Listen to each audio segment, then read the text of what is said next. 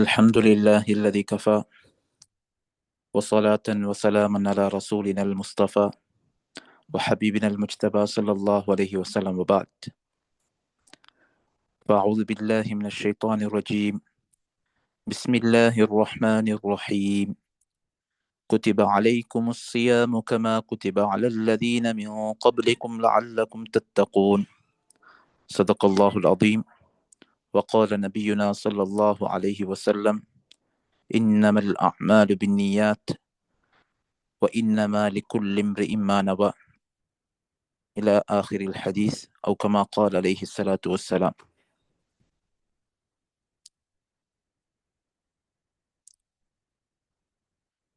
பொதுவாக ஹதீஸ் கிரந்தங்களாக இருக்கலாம். சில இமாம்கள் தனது ஹுத்துபாவை ஆரம்பிக்குகின்ற பொழுதும் சிலர்கள் கிதாபுகளை எழுதி கிதாபுடைய முன்னுரையில் அதிகமான எங்களுடைய முன்னைய உலமாக்கள் குறிப்பிடக்கூடிய ஒரு ஹதீஸ் இன்னமல் அமாலு பின்னியாத்.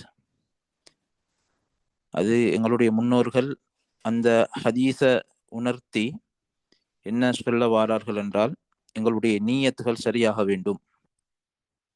எந்த அமலுக்கு முன்னாலும் எங்களுடைய நீயத் சரி வந்தால்தான் அந்த அமலுடைய சிறப்பான சிறந்த ஒரு பலனை எங்களால் அடைந்து கொள்ள முடியுமாக இருக்கும். புகாரி ஷரீஃப்ல வந்த முதல் ஹதீஸ், அதே போல அர்பஊன நபவியா, இதில் ஆரம்பமாக இமாம் நவவி ரஹிமஹுல்லா அவர்கள் 40 முக்கியமான ஹதீஸ்களை ஒன்று திரட்டிவிட்டு முதலாவது ஹதீஸாக இன்னமல் அமாலு பின்னியாத் என்கின்ற இந்த ஹதீஸை தான் கொண்டு வந்திருக்கிறார்கள். அதனால் நாங்கள் இந்த அமர்வுல எங்களுடைய நீயத்துகளை சீராக்கிய நிலையில் நாங்கள் இந்த மார்க்கத்தோடு சம்பந்தப்பட்ட நோன்போடு சம்பந்தப்பட்ட மசாலாக்களை படிக்கிற இந்த மஜ்லிஸ்ல அமர்ந்து கொள்வோம். இன்றைய பாடம்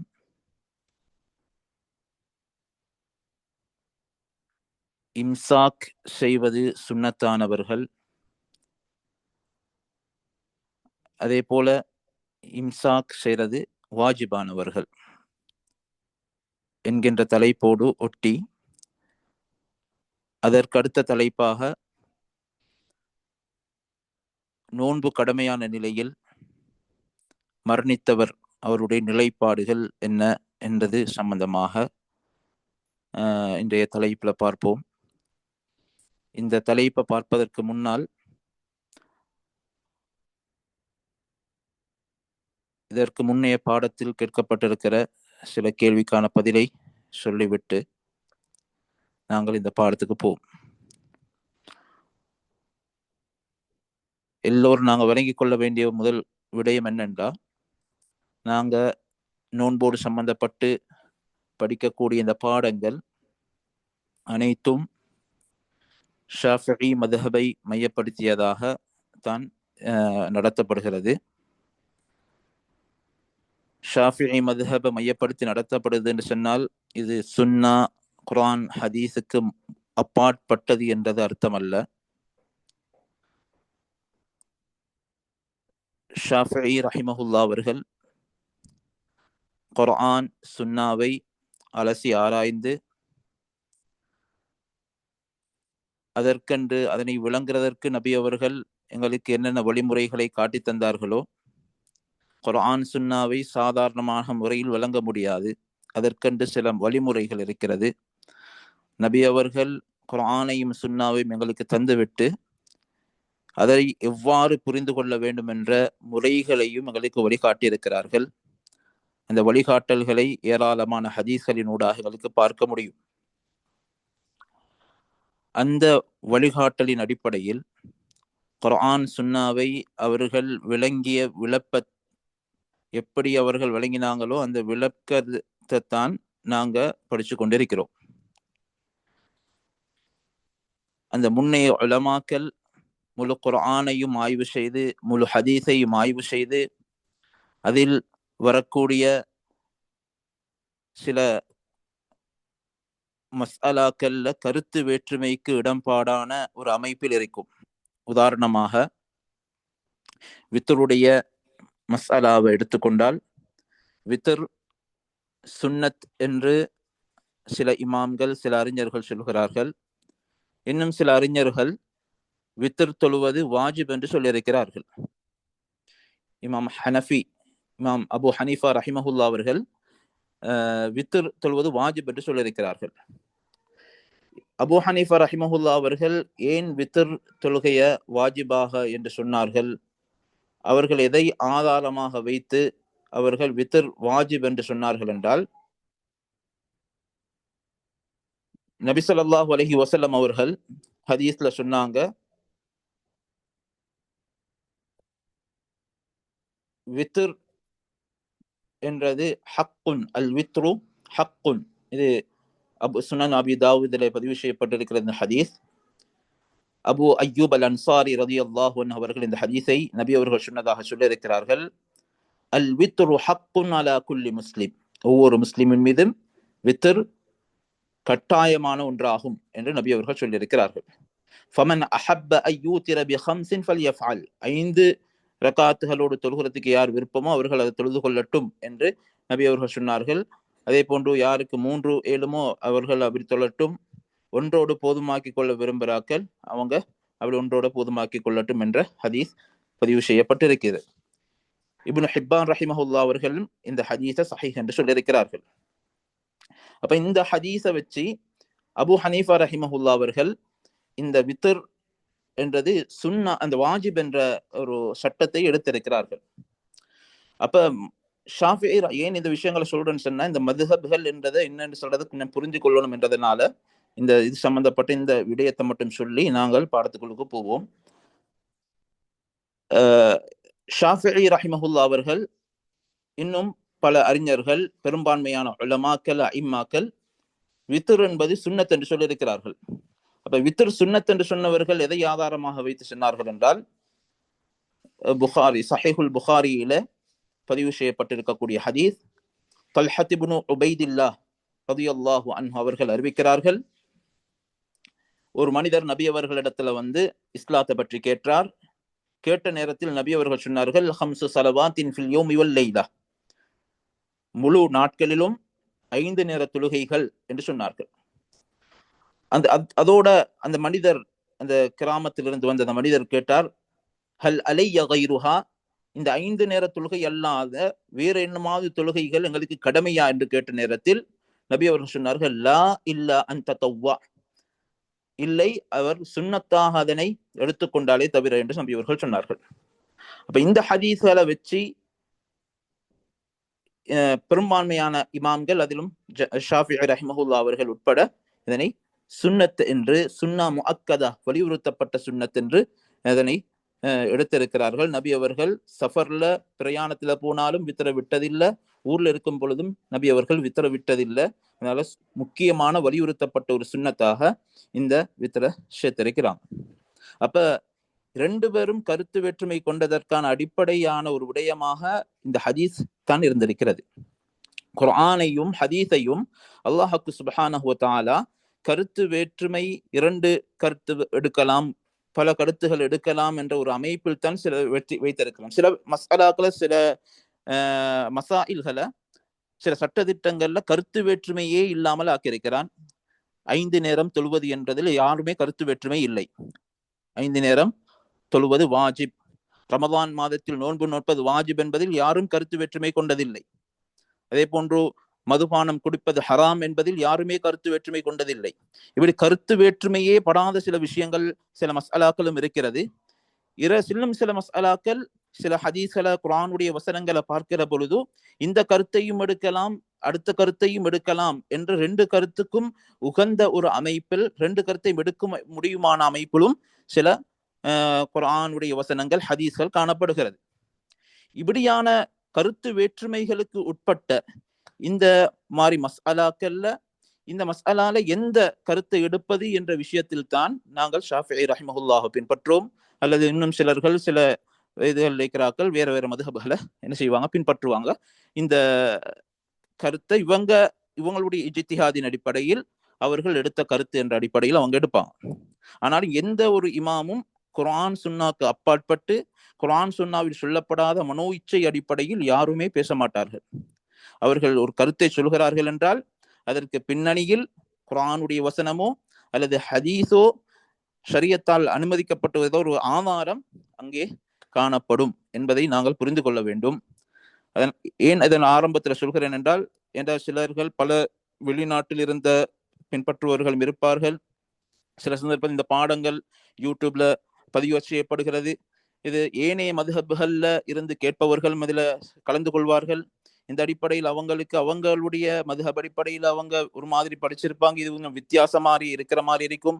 இதனுடைய இந்த மாதிரி ஒரு குழப்ப நிலை அவர்களுக்கு வந்துவிடக்கூடாது என்பதற்காகத்தான் இந்த விடயத்தை ஆரம்பத்தில் சொல்லியிருக்க வேண்டும். கொஞ்சம் தாமதமாகிவிட்டது. அதனால் இப்பொழுது அந்த விடயங்கள் இது ஞாபகம் ஊட்டப்பட்டுச்சு. அப்ப இங்க படிச்சு தரக்கூடிய விடயங்கள் ஸ்ரீலங்கால பெரும்பான்மையானவர்கள் ஷாஃபிஈ மதுஹப் அடிப்படையில் அதை பின்பற்றக்கூடியவர்கள் இருப்பதனால் இந்த பாடம் அந்த ஷாஃபிஈ மதுஹப் உடைய மையப்படுத்தி இந்த பாடங்கள் நடத்தப்படுகிறது.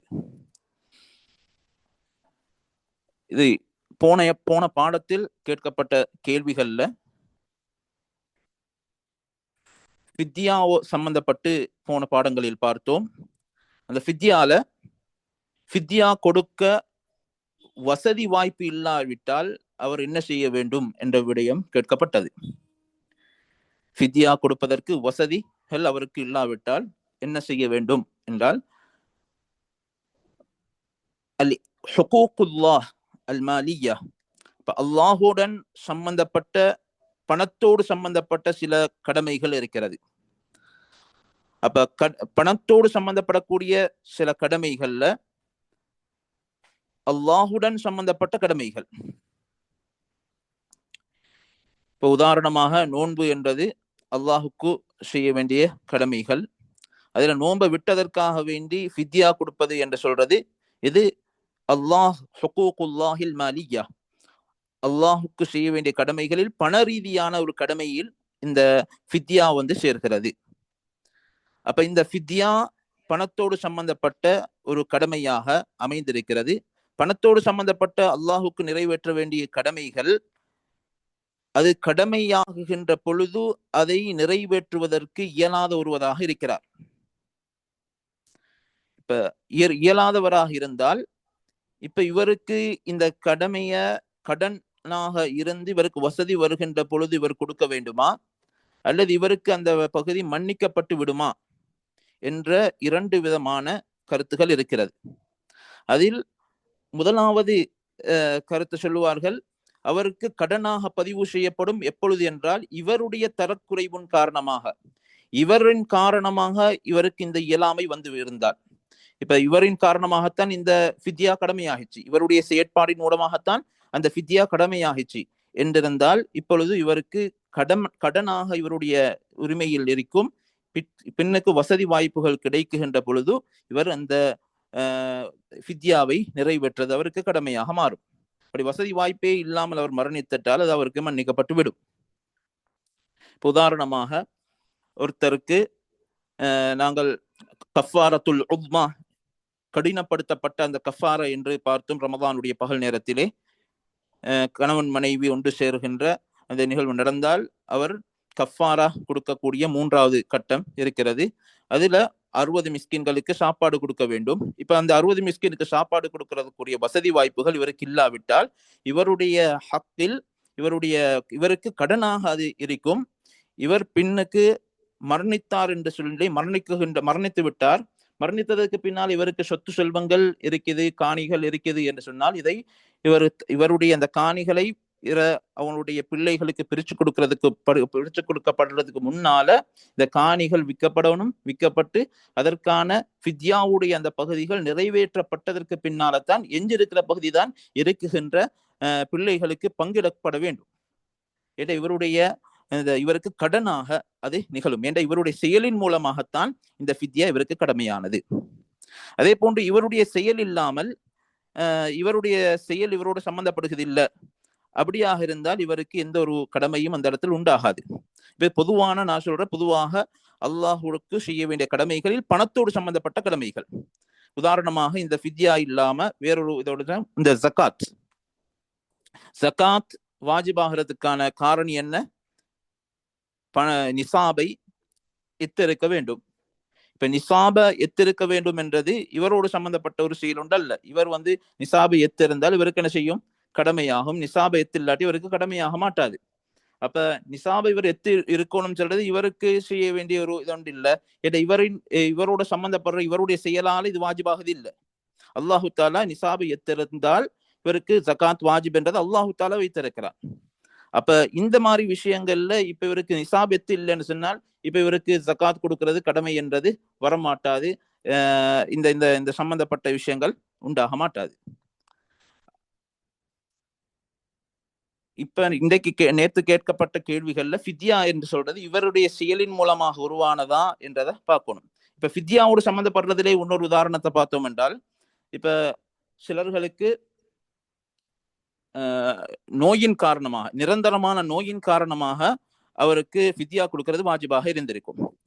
அல்லது அவர் வயோதிபத்தை அடைந்ததன் காரணமாக ஃபித்யா கொடுக்கிறது வாஜிபாக இருக்கும்.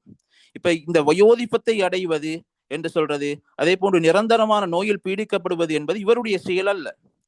அப்ப இவருடைய செயல் இல்லாம இவர் அல்லாஹு தாலா அவருக்கு கொடுத்த ஒரு இது அவருடைய பாவங்களை மன்னிப்பதற்காக வேண்டி சில நோய்களை கொடுத்திருக்கலாம். அது வயோதிபத்தை அடைந்திருக்கிறது. இது இவரோட சம்பந்தப்பட்ட செயல் அல்ல. இப்ப இவர் இந்த மாதிரி கட்டங்கள்ல இருக்கிறார். இப்ப இவருக்கு ஃபித்யாவை கொடுக்கக்கூடிய வசதி வாய்ப்புகள் இல்லை என்றால் இவருக்கு அந்த ஃபித்யாவை கொடுக்கக்கூடிய அவசியம் இல்லை. அவருக்கு அந்த ஃபித்யா மன்னிப்பு கொடுக்கப்படும். அவருக்கு அந்த ஃபித்யா கொடுக்க வேண்டிய அவசியம் இல்லை. அவருக்கு இந்த ஃபித்யா அது மன்னிக்கப்படும். அவருக்கு கடனாக கூட அவருடைய விடயத்தில் நிற்க மாட்டாது என்றதுதான் இந்த விஷயத்தோடு சம்பந்தப்பட்ட விஷயம். இந்த பொதுவாக இந்த மாதிரி விஷயம் பணத்தோடு சம்பந்தப்படக்கூடிய அல்லாஹுக்கு செய்ய வேண்டிய கடமைகள்ல இது இவருக்கு செய்ய இயலாமல் போனால் இவர் அதை செய்ய வேண்டுமா தேவையில்லையா, இவருடைய ஹக்கள் கடமையாக இருக்கும், இது இவருக்கு கடனாக அமையும் எப்பொழுது இவருடைய செயலின் காரணமாக அது அவருக்கு கடமையாக இருந்தால். இப்ப இவருடைய செயல் இல்லாம வேற காரணங்களின் மூலமாக அவருக்கு கடமையாக இருந்தால் அவருக்கு கடனாக கூட அது இருக்காது. அது அவருக்கு மன்னிப்பு கொடுக்கப்பட்டு விடும் என்றதுதான் இது முதலாவது போன முறை கேட்டதற்கான முதலாவது பதில். அது இன்னும் சிலர்கள் கேள்வி கேட்டிருந்தாங்க. மாதவிடாய் காரணமாக கடமையாக இருக்குது. இப்ப மாதவிடாயில அவருக்கு என்ன செய்யாது? நோன்பு பிடிக்கிறது கூடாது. இப்ப இவர் என்ன செய்தார்? அதனால இவர் அந்த நோன்பை பிடிக்காமல் இந்த வருடத்துல அவர் பிடிச்சிருக்கணும். இந்த நோன்பு உடைய காலம் முடிந்ததற்கு பின்னால் அடுத்த நோன்பு வருவதற்கு முன்னால் அவர் பிடித்து விழிக்க வேண்டும். அவருக்கு அந்த காலத்திலையும் நேரம் இருந்தும் அவருக்கு பிடிக்க கிடைக்கல. எந்த ஒரு காரணமும் இல்லாமல் அது விடுபட்டுட்டு இப்ப அடுத்த வருடமும் வந்தால் இவருக்கும் அந்த ஃபித்யா இரட்டிப்பாக்கி அதை கொடுக்க வேண்டுமா என்ற கேள்வி கேட்கப்பட்டிருந்தது. இவங்களுக்கும் அதே சட்டம்தான். மாதவிடாய் காலமாக இருக்கலாம் அல்லது பிள்ளை பேர் இது போன்ற விடயங்களின் மூலமாக அவருக்கு அந்த வருடம் கொடுக்க வேண்டிய இந்த நோன்பு தக்க காரணமின்றி நோன்பு நோட்காவிட்டால் அவர் அடுத்த வருடம் அந்த நோன்பை நோக்குகின்ற பொழுது நோன்பை நோற்று அதற்கான ஒரு ஃபித்யாவையும் சேர்த்து கொடுக்க வேண்டும்.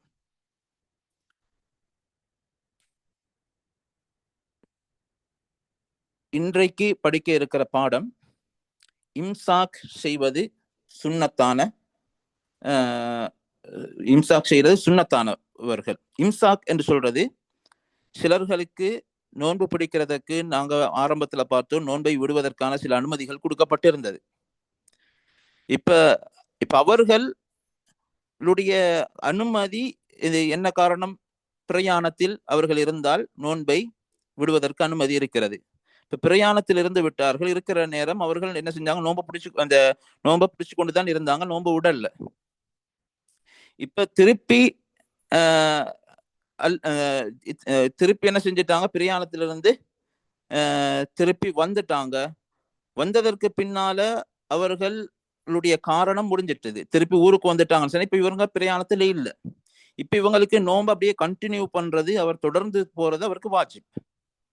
இப்ப இப்படி இல்லாம சிலர்கள் என்ன செஞ்சாங்க? அந்த சலுகையை எடுத்து பிரயாணத்துல வச்சு நோன்பை விட்டுட்டாங்க. இப்ப விட்டதற்கு பின்னால அந்த பகல் பொழுதிலேயே அவர்கள் திருப்பி ஊருக்கு வந்து விட்டால் திருப்பி அவர்கள் எந்த ஒன்றையுமே சாப்பிடாமல் இருக்கிறது சுன்னத். அப்ப எந்த ஒன்றுமே நோன்பை முறிக்கக்கூடிய எந்த ஒரு காரணியங்களையும் செய்யாம இருக்கிறது அவங்களுக்கு சுன்னத். அப்ப இம்சாக் இருக்கிறது சுன்னத் என்று சொன்னால் நோன்பை விடக்கூடிய நோன்பை முறிக்கக்கூடிய காரியங்களை செய்யாமல் இருக்கிறது சுன்னத்தானவர்களில் முதலாவது நபர் இந்த பிரயாணத்தில் இருந்தவர். அவர் பிரயாணத்துல வச்சு அவர் நோன்பை விட்டார், சலுகையை பெற்றார். திருப்பி அந்த பகல் முடிவதற்கு முன்னால் மகரிப் ஆகிறதுக்கு முன்னால திருப்பி ஊருக்கு வந்துட்டார் என்றால் திருப்பி அவருக்கு ஊருக்கு வந்ததுக்கு பின்னால அவருக்கு சாப்பிடாம நோன்பு முறிக்கக்கூடிய எந்த ஒரு காரியமும் செய்யாமல் அப்படி இருக்கிறது அவருக்கு சுன்னத்தாக இருக்கும். இரண்டாவது இம்சாக் இருப்பது சுன்னத்தானவர்கள் சிறிய பிள்ளைக்கு நோன்பு பிடிக்கிறது கட்டாயம் இல்லை.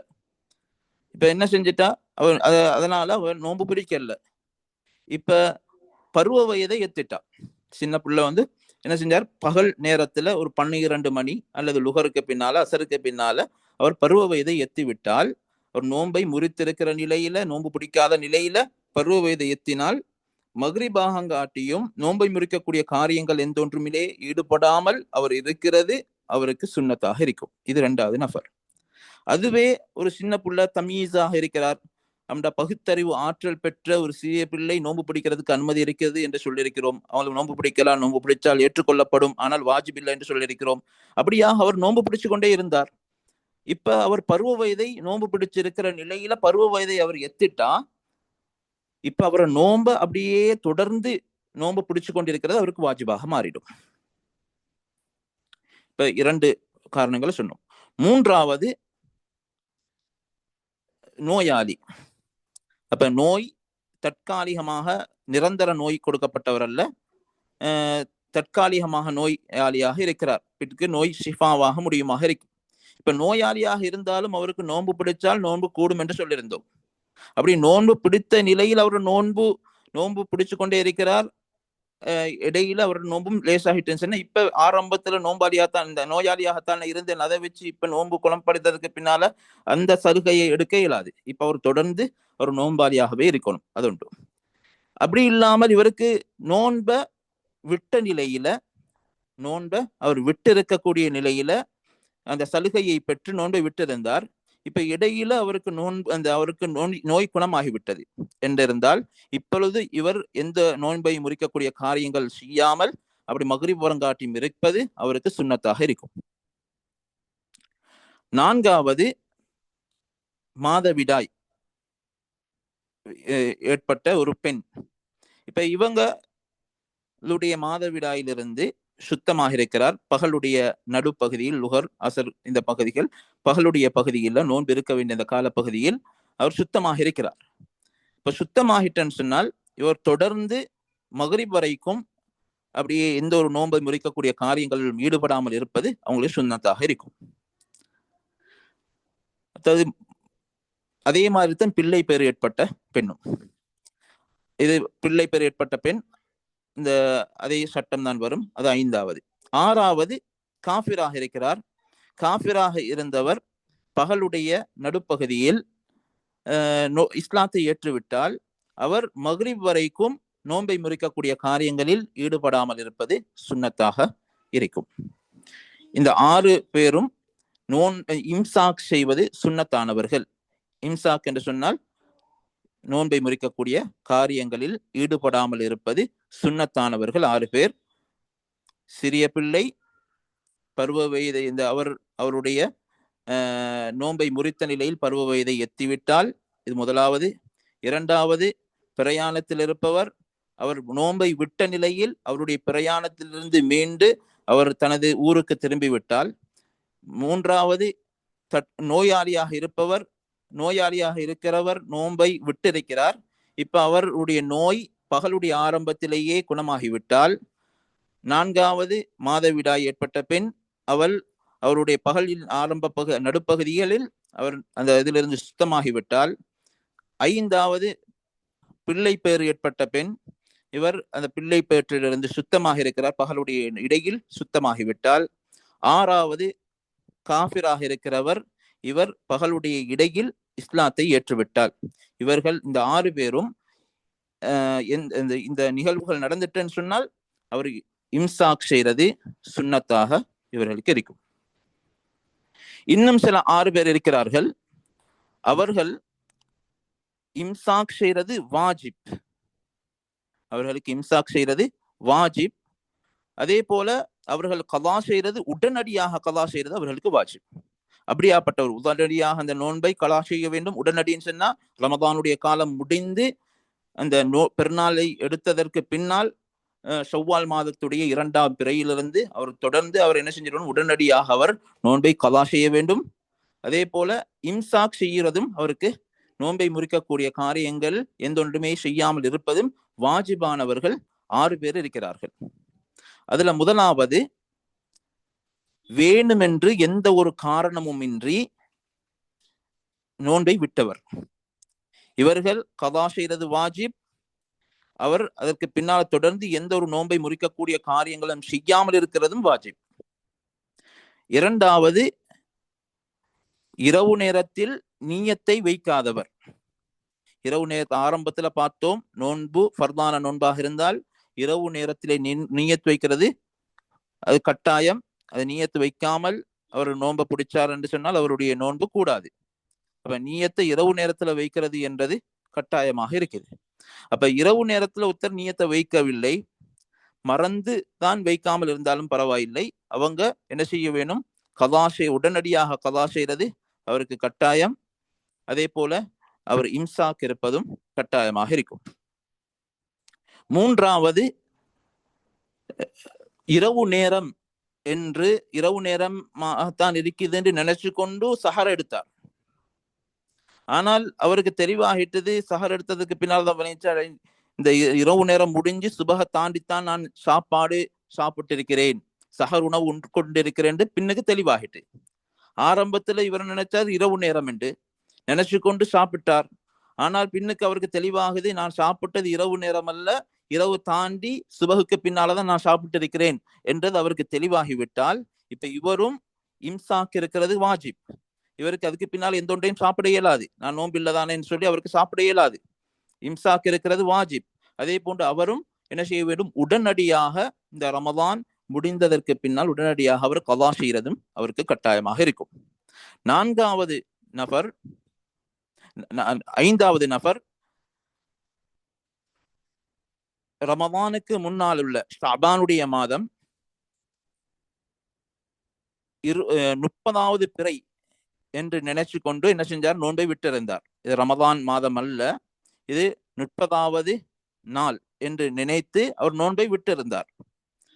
அல்லது அவங்களுக்கு இதற்கான ஒரு தெளிவு வரல, இப்ப மேகம் மூட்டமாக இருந்தது, அவர் இருக்கிற பிரதேசத்துல பாக்குற நேரம் மேகம் மூட்டமாக இருந்துச்சு, அதனால என்ன செஞ்சாரு, அந்த மாதத்தை 30ஆக பூர்த்தி செஞ்சார். பூர்த்தி செஞ்சு பிறை தென்படாததுனால அவர் அந்த 30ஆக பூர்த்தி செஞ்சார் ஷாபானுடைய மாசத்தை. அதுக்கு பின்னாலதான் தெளிவு வருகிறது, இவர் உதாரணமா கொழும்புல இருக்கிறார் என்றால், இப்ப அங்கால ட்ரிங்கோ பகுதியில ஒரு யாரோ ஒருத்தர் அதை கண்டிருக்கிறார் என்ற செய்தி பின்னுக்கு தான் தெளிவு வருகிறது. ஆனால் இவர் நோன்பு இருக்கல, நீயத்து வைக்கல, இவர் நோன்பு பிடிக்கல. இப்ப பின்னுக்கு தெளிவு வருகிறது, 30வது நாளுடைய ஷாபானுடைய 30வது பிறையுடைய பகல் நேரத்தில் அவருக்கு தெரிய வருகிறது, இன்றைய நாள் ரமதானுடைய நாள் தான் என்றது தெளிவு வருது. ஏனென்றால் இந்த ட்ரிங்கோவுடைய பகுதியில பிறை கண்டிருக்கிறார் என்றது ஊர்ஜினப்படுத்தப்பட்டிருக்குது. இப்படியான ஒரு நிலையாக இருந்தால் இந்த மாதிரி சந்தர்ப்பத்துல இப்ப இவருக்கு தெரிய வந்துட்டுன்னு சொன்னால் இவருக்கு இம்சாக் இருக்கிறது கட்டாயம், உடனடியாக அவர் கலா செய்யறதும் அவருக்கு கட்டாயமாக இருக்கும். 6வது நபர் ஷரியத்துல அனுமதிக்கப்படாத ஒரு செயலை செய்யப்பேத்து தண்ணீர் அவருடைய வாய்க்குள்ளால் போய்விட்டது. இப்ப ஷரியத்துல அனுமதிக்கப்படாத செயல் என்ன, வுது செய்யக்கூடிய நேரம் வாயை கொப்பளிக்கிறதுக்கு சுன்னத்தாக்கி இருக்குது. ஆனால் நோன்பு பிடிச்சு கொண்டு வாய முபாலகத்தன் கடுமையாக இந்த வாய்க்குழுக்க ஆழமாக தண்ணீர் எடுத்து கொப்பளிக்கிறத அந்த ஷரியத் சுன்னத்தாக ஆக்கல்ல. இவர் என்ன செஞ்சார், வாயை கொப்பளிக்கிறேன்னு சொல்லிட்டு கடுமையான கூடுதலான தண்ணியை எடுத்து அவர் கொப்பளிச்சதனால நல்லா அந்த கொப்பளிச்சு அவர் துப்பக்கூடிய நேரத்துல தவறி உள்ளுக்கு போயிருச்சு.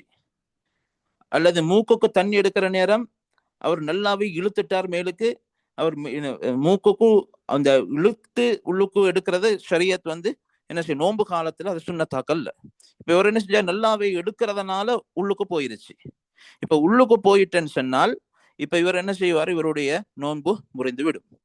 அதே போன்று குளிக்கக்கூடிய விஷயத்திலையும், குளிக்கக்கூடிய நேரம் ஃபர்லான குளிப்பு குளிக்கிறார், ஆனால் இவர் ஷவர்ல குளிக்கலாம் அல்லது அள்ளி குளிக்கலாம்.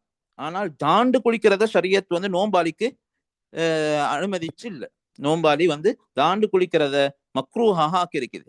அப்படியாக இருக்கிற நிலையில தாண்டு குளிக்கிற நேரம் நாங்க ஏற்கனவே பார்த்தோம், காதுக்குரிய உட்பகுதிக்குள்ளால் ஏதாலும் ஒன்று சென்று விட்டால் அவருடைய நோன்பு முறிச்சு விடும்.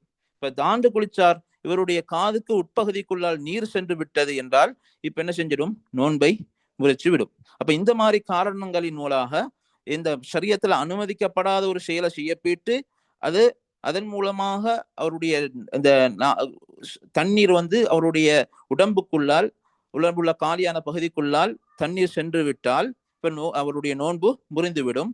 இப்ப இவர் இம்சாக் செய்வது கடமை, இந்த நோன்பை உடனடியாக கதா செய்வதும் கடமையாக இருக்கும். இவர்கள் தான் நோன்பை உடனடியாக கதா செய்வது கடமையானவர்கள்.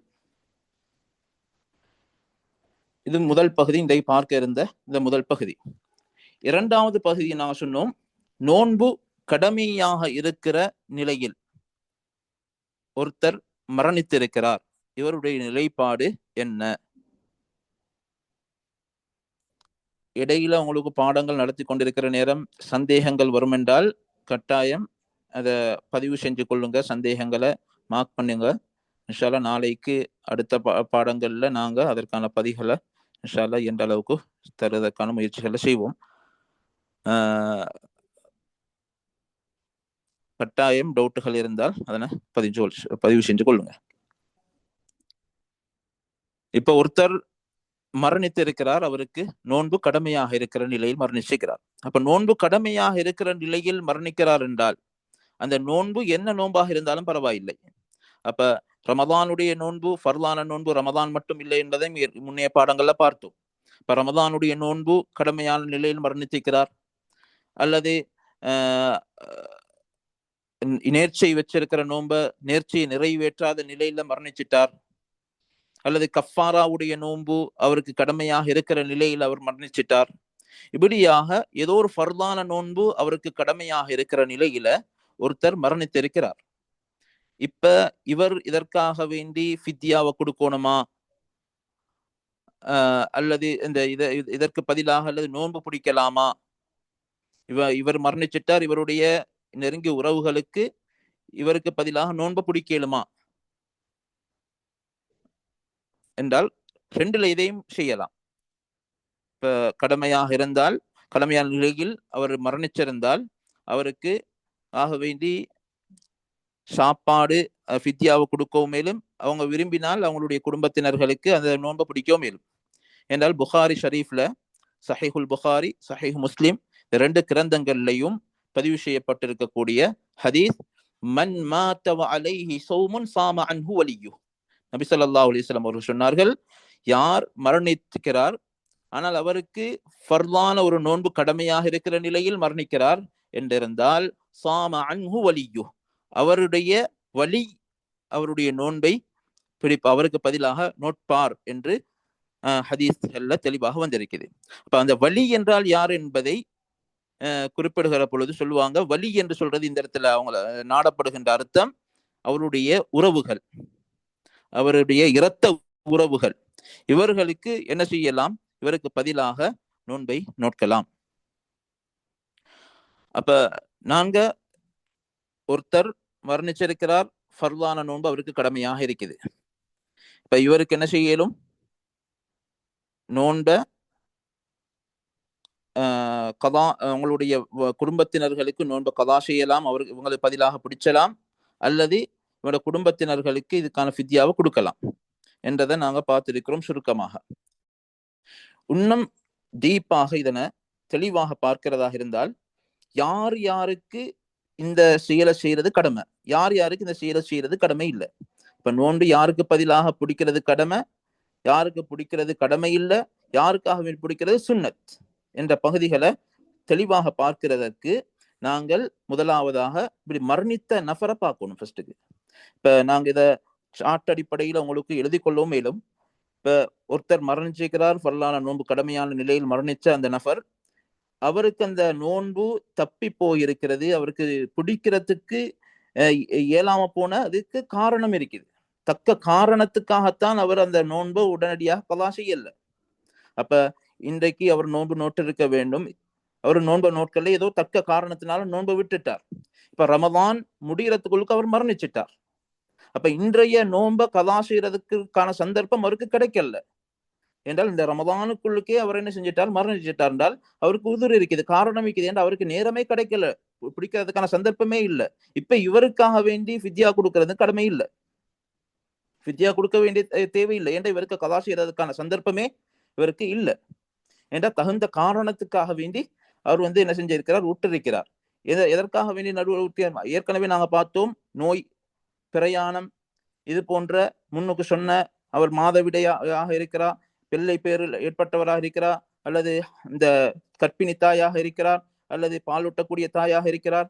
ஏதோ ஒரு காரணம், இந்த தகுந்த காரணத்துக்காக வேண்டி நோன்பை விட்டார். அந்த நோன்பை பிடிக்கக்கூடிய சந்தர்ப்பம் கிடைக்கிறதற்கு முன்னாலேயே அப்படின்னா ரமதானுடைய காலம் முடிகிறதுக்கு முன்னுக்கே அவருக்கு மரணம் ஏற்பட்டு விட்டது என்றால் இப்ப இவருக்காக வேண்டி ஃபித்யா கொடுக்கறது கடமையும் இல்லை, இவருக்காக வேண்டி இவருடைய குடும்பத்தினர்கள் நோன்பு நோக்க வேண்டிய அவசியமும் இல்லை. இது முதலாவது நபர். இரண்டாவது நபர் தக்க காரணத்துக்காக வேண்டி நோன்பை விட்டார், ஆனால் அவருக்கு கலா செய்வதற்கான சந்தர்ப்பம் கிடைத்தது. அப்ப ரமதானுக்கு பின்னாலேயும் உயிர் வாழ்ந்தார், ரமதான் முடிந்தும் உயிர் வாழ்ந்தால், உயிர் வாழ்ந்து அவருக்கு அந்த கலா செய்யறதற்கான சந்தர்ப்பம் இருந்தும் அவர் கலா செய்யாமல் பிற்போட்டார். இப்படி இருந்தால் இப்ப இவர் மரணிச்சதற்கு பின்னால இவருடைய குடும்பத்தினர்களுக்கு இவருக்கு ஆக வேண்டி என்ன செய்யலாம், இவருக்காக வேண்டி ஃபித்யா கொடுக்கிறது வாஜிபாகும். அப்ப ஃபித்யா கொடுக்கிறது வாஜிப் அல்லது நோன்பு பிடிக்கிறது இவருக்கு பதிலாக வாஜிப்னு சொன்னால் அப்ப எந்த பணத்திலிருந்து கொடுப்பாங்க என்ற ஒரு கேள்வி வந்து வரும். அப்படின்னா இவருடைய, அதனாலதான் இவருடைய தரிக்கா, இவர் விட்டு செல்லக்கூடிய சொத்துக்கள் அனந்தர சொத்து.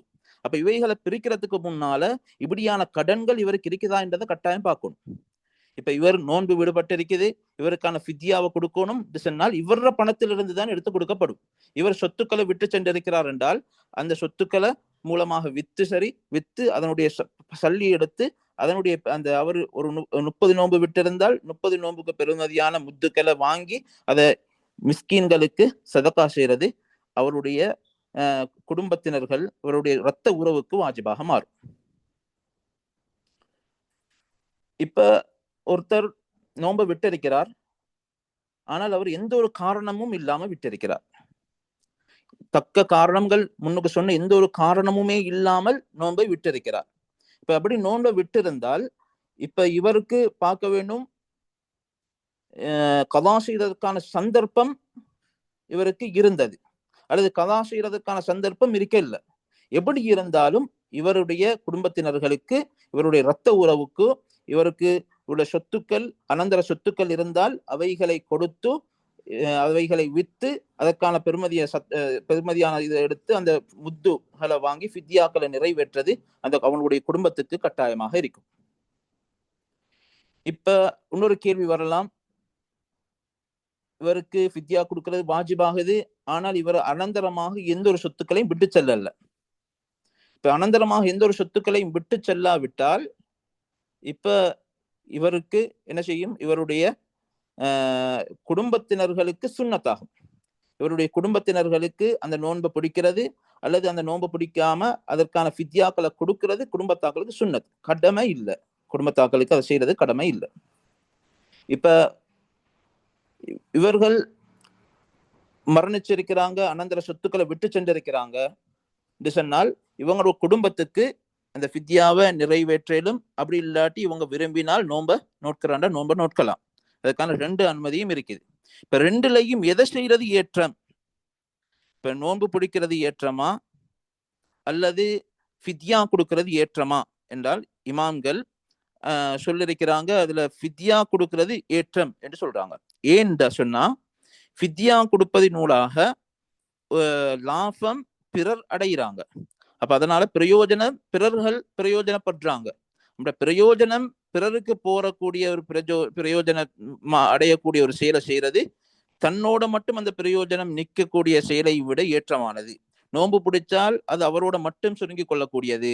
ஆனால் இவர் சதக்கா செஞ்சால் பிறர் அதன் மூலமாக பிரயோஜனம் அடைகிறாங்க. அப்ப பிறருக்கு பிரயோஜனத்தை ஏற்படக்கூடிய ஒரு செயலை செய்யறது தன்னோட மட்டும் அந்த பிரயோஜனம் நிற்கக்கூடிய ஒரு அமல் செய்யறதை விட சிறந்தது என்ற அடிப்படையில் அவர்கள் ஃபித்யா கொடுக்கிறது தான் ஏற்றம் என்று சொல்லியிருக்கிறாங்க. அப்ப நோன்பு பிடிக்கணும்னு வந்தால் இப்ப 30 நோன்பு ஒருத்தருக்கு கடமையாக இருக்குது. அந்த 30 நோன்பையும் குடும்பத்துல 30 பேர் இருக்கிறாங்க. அப்ப 30 பேர் இருக்கிறாங்கன்ற 30 பேரும் சேர்ந்து இவருடைய 30 நோன்பையும் நாங்க பிடிச்சிடுவோம் என்று அவங்க முடிவெடுத்து அவங்க பிடித்தாலும் இந்த நோன்பு கூடும் என்ற ரீதியில் எங்களோட இமாம்கள் இதனை தெளிவான முறையில் எங்களுக்கு சொல்லி தந்திருக்கிறாங்க. இவைகள் தான் இன்றைக்கு பார்க்க இருந்த பகுதி. இதுல ஏதாலும் சந்தேகங்கள் இருக்கும் என்று சொன்னால் கட்டாயம் இந்த கேள்விகள்ல உங்களுக்கு கேட்டுக்கொள்ளலாம். பேசின கேட்ட விஷயங்களை மூத்து வரைக்கும் அமல் செய்யக்கூடிய பாக்கியத்தை அல்லாஹுக்கு சுப்ஹானஹு வ தஆலா எனக்கும் உங்களுக்கும் தந்தருள்வானாக. சுப்ஹானல்லாஹி வ பிஹம்திஹி சுப்ஹானக்கல்லாஹும்ம வ பிஹம்திக்